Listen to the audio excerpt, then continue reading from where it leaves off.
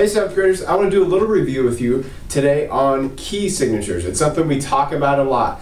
And some students say, key what? I don't know. My parents use keys to start the car. I don't understand what that has to do with band. So, key signatures, right? What I'm talking about when I say look at the key signature is the thing right next to the clef on the music you're playing. And it should be the first thing you check every single time, because most likely it changes from each song that you play in your lesson book and each song that we play in concert band. So here's a little review on key signatures and why they're so important. So let's say you're playing a treble clef instrument. This is what it might look like.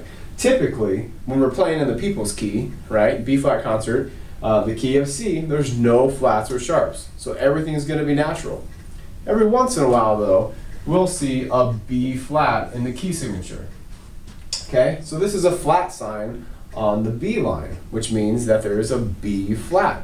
So every single B that you have is going to be flatted, which means trumpet players, first valve, clarinet players, thumb 1, 2, 3, 1, right? Not middle finger. So it changes the notes. That can be a big difference, because if you go playing B natural in that key, it's going to sound kind of wonky, okay? Another thing that you might encounter would be an E flat in addition. So we have the flat sign on the E line there. So you're going to have B flat and E flat. So that'll affect every single B and E in the song. So here's an example that we run into. Let's say you have an E down here, and you also have an E up here. Well, both of those E's are going to be played E flat. So according to the key signature, it's going to adjust both of those notes and change the fingering.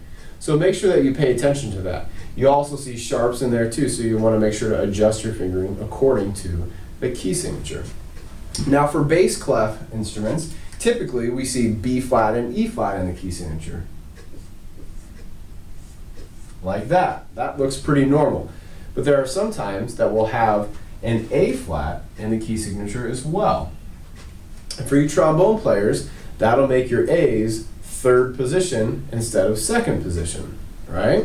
Or baritone and tuba players, it'll make your A's first valve instead of second valve. Sometimes we won't have 3 flats, we won't have 2 flats, but there's just 1 flat, just a B flat, which means that your E's are going to be played E natural, your A's are going to be played A natural, so you're going to be playing second position for those, or second valve for those trombone players and baritone and tuba players, right? So key signatures are really important to look at, because it changes how the notes function in the piece, and it can change how the note sounds quite a bit. Make sure that's the very first thing you do before you play any piece. The next thing you should do is breathe before you play. So hopefully that helps review what a key signature is, how to use them, so that next time you come across it in band, you know what to do.